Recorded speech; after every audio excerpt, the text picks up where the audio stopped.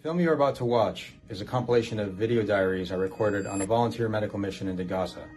What I saw there was worse than any war zone I've ever been to. I can't be clear enough.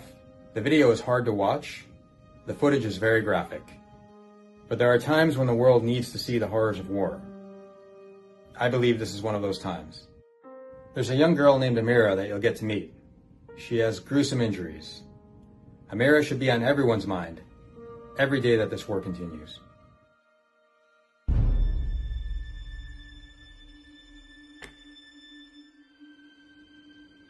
End of day 11. It's been another really long day. First thing on the agenda was trying to get some patients transferred out of Gaza. There's the 15-year-old kid that was paralyzed, who was hit by a tank shell when he was playing soccer. There's one girl, Jenna, she's really malnourished. Their families are asking us if they can be transferred. One of them just burst into tears, sobbing, and I didn't know what to do because we can't take all of them. There was an airstrike. One of our paramedics was killed, and two of them were critically injured. It's just a shock when you're in the emergency room bay. They bring in someone who you know. His heart stopped, so we had to do chest compressions. We had to intubate him. And it was just really hard for the staff. They don't have time to really even grieve, because if they stop, the work doesn't get done, people die.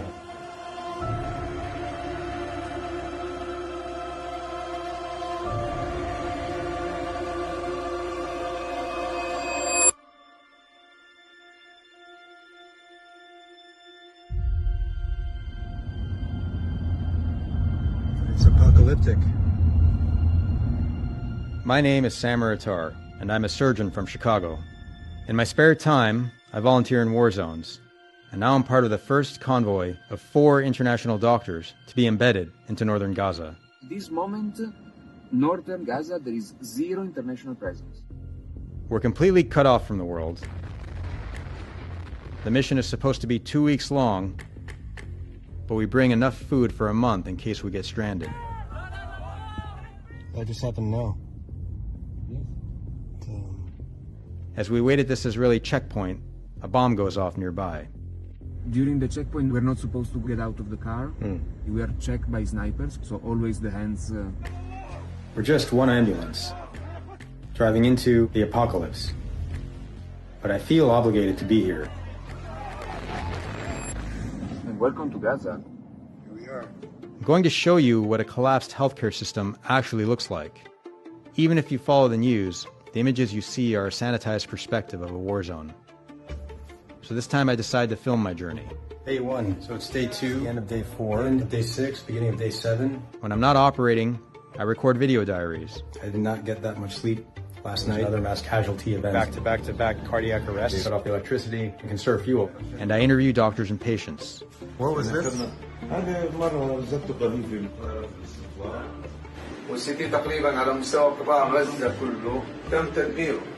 There was a message you would like to tell the world. One message you could share. You wanted to give a message to the world. What would it be? We try to plant our futures in this place, but now there is no future. Help us. Help us. Please, ceasefire. Please, stop this massacre.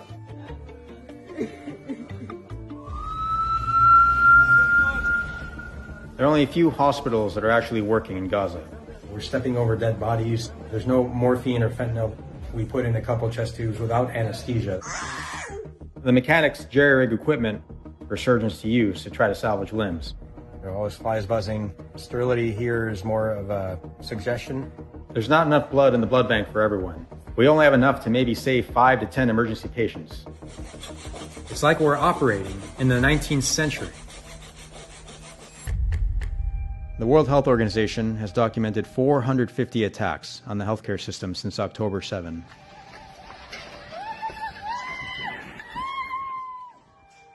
The staff of this hospital told me they were stripped to their underwear and handcuffed. And after one attack, they killed them by gunshot. 2 hygienists and 1 nurse. Sorry. Israel says Hamas hides in these facilities. This is the entrance to the emergency room of Indonesian hospital, which is currently non-functional. When this hospital was bombed, It was reported that at least a dozen people were killed. But that's a massive understatement. Because when this CT scanner was destroyed, countless Gazans were given a death sentence.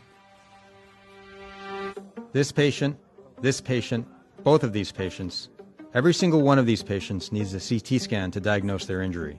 For this patient, in normal situation, we need to brain CT. So just keep an eye on him and make sure nothing bad happens, and if it does, we do our best. We cannot do anything. Many of these patients could be saved if they were just about anywhere else in the world. But here, No CT, no MRI, no medication. We wait luck and chance. this is the end of day 7, beginning of day 8. It's about 3 in the morning. The 2 patients that were taken to surgery emergently overnight died. We worked so hard the night before, putting in chest tubes and central lines, utilizing all these resources, and they don't make it. And we're wondering if it's worth it. In a war zone, triage is often a guessing game. I feel regret because people get left behind. Like this little girl. Her name is Amira. Her legs were severely injured in a blast. I'm now going to show you her wounds, but be warned, they're horrifying.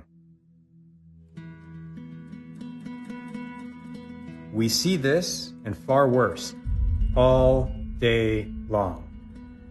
And I believe the world has a responsibility to see it too. Patients like Amira are not emergencies, so we end up prioritizing others. Problem is that the longer we wait, the less likely it will be that we can save their limbs. That's why triage is so difficult.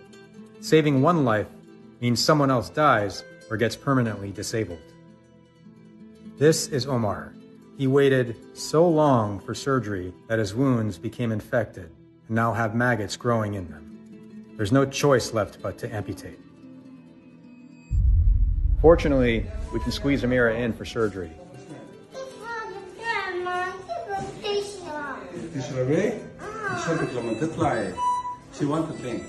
We have to decide whether to amputate her legs, and her mom begs us to try and save them.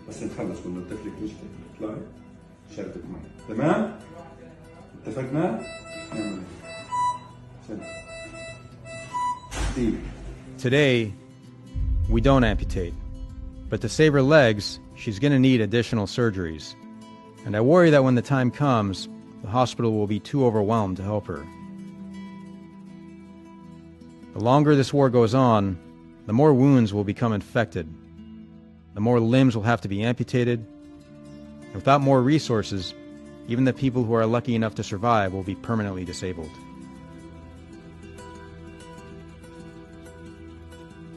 I'm the first American you've ever met. Yes, you are the first one. Yeah. What do you? Nice to meet you. Well, what do you think of Americans? No. Switzerland lost his wife during this war, and Muhyiddin lost his sister with her kids. And you live here? Yes, we live here, and I live in the department upstairs. Many of these healthcare workers live in the hospital or in the rubble outside. This is my home. Now, you see it. No home. No home. No home. Without their families, who are either dead or have fled south. I'm curious to know why they stayed behind. Abu Zakaria says that driving an ambulance gave him a sense of purpose. Haneen, the anesthetist, says her work helps her heal. A war zone is not just brutal wounds. There's also kindness. My son, he was telling me that, Dad, if I die, I want you to know and to tell the world that I forgive the Israelis. We would like peace with any nationalities. We don't hostile anyone. We don't hate anyone. There's compassion and generosity, like when they bake us donuts, even though they're starving. There's resilience and the ways they continue to find joy, like from soccer. I love you, Ronaldo. I will do my best to make sure he sees it. There's a sense of duty to humanity. That's what inspires these doctors and nurses to stay. It's remarkable to witness. He's doing a lot better. Keep up the good work, buddy. All right, well, that's a win. So what can actually be done to save more innocent lives? Any ceasefire agreement must address these three issues. First, it needs to be easier for aid to get into Gaza, especially bare necessities like food and fuel. The UN says that even basic items, including these children's medical scissors, anesthetics, and x-ray machines, are being denied entry. Second, it needs to be easier to get injured civilians out of Gaza. An estimated 14,000 patients need to be evacuated, but only a trickle are allowed out. Our convoy can't get approval to bring a single one. Third, medical infrastructure needs to be protected. These aren't political issues, they're medical ones. They should be indisputable. It's the end of day 13. It's kind of mixed emotions because we're happy to be going home, but also sad to be leaving. Jenna, the 7-year-old, her mom, came to me saying, I thought we were coming with you. Like, what's happening? Why are you going and we're staying? We feel a little guilty, almost a little ashamed. I stopped by the ICU. Khalid is one of the paramedics that was injured. Khalid lost his wife and 3 of his children, and he still continued to work as a paramedic. His prognosis isn't that great. Next to him is Nabil. He was the kind man that was always offering me coffee and tea from his ambulance. He's stable. He actually had the breathing tube removed this morning. All of his friends were there surrounding his bed. When you're around people like this, it's like a brotherhood. It's very inspiring how people can maintain their spirits.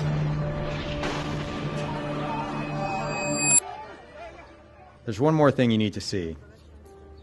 On one of my last days, I come across a man collecting dirt. Going up the staircase. Holy cow. You weren't kidding when you said you got a farm. His wife is pregnant, and he's planting a garden to grow food for his future child. Inshallah, we will have a baby after 3 months. I try to have some vegetables. You can see the first. You can see the first. How are you feeling this morning? Alhamdulillah. Alhamdulillah. I asked about my colleague, our colleague, Nabil. Nabil, yeah, he's extubated. They took the breathing tube out. Today, yeah. He's awake, he's a little drowsy, but he's talking, he's speaking. Alhamdulillah, alhamdulillah, alhamdulillah. Do you have one quick message? بتمنى تخلص الحرب، تنتهي الحرب، والناس تعيش أو نفضل لما بعد الحرب، على الأقل يصير نتوقع لما بعد الحرب.